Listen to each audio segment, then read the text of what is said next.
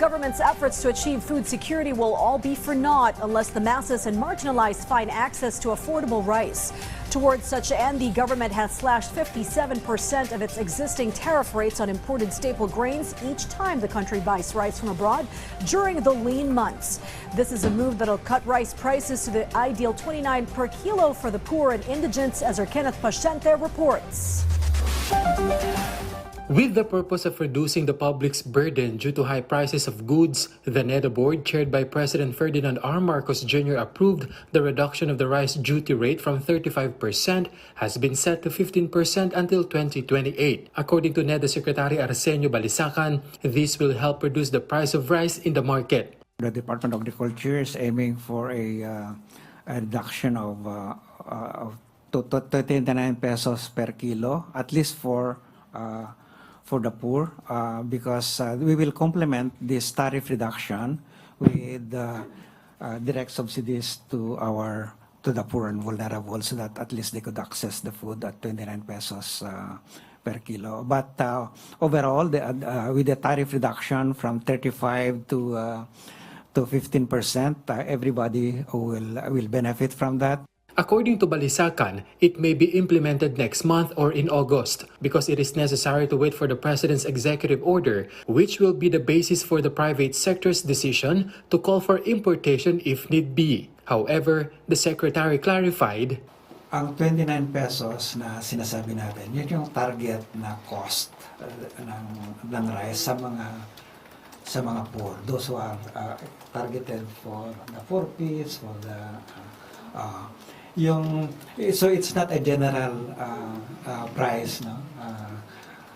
Kasi ang concern natin is those who are least able to cope with the rice price, dapat matulungan ng gobyerno, no? So yun. Balisacan pointed out the government will not incur any financial loss by lowering the tariff. In fact, he said this can generate more revenue for the government. He also said the farmers should not worry if the Rice Competitiveness Enhancement Fund, or RCEF, is eventually affected by the tariff reduction. The remaining tariff is still quite substantial, 15% pa rin yan. So whatever imports, if those imports are coming in at still elevated high prices, it's still quite a substantial tariff revenue for the RCEF. Yeah, it's plus, as I said earlier, the government has substantially increased the budget for the Department of Agriculture. The budget for 21, 22, 23, 24, the average 69% increase, no, compared to previous years.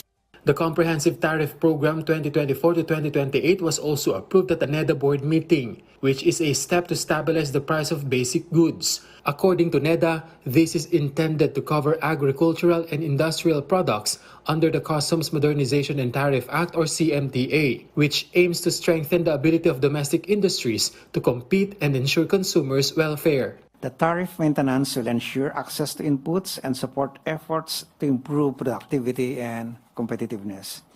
This measure will help our domestic industries by reducing the cost they incur for their inputs, enabling them to be more competitive, especially in the global market. Meanwhile, amidst power supply shortage, tariff reduction for certain materials including coal briquettes was also approved. This is to ensure energy security in the country. Kenneth Paciente from the National TV Network for a new and better Philippines.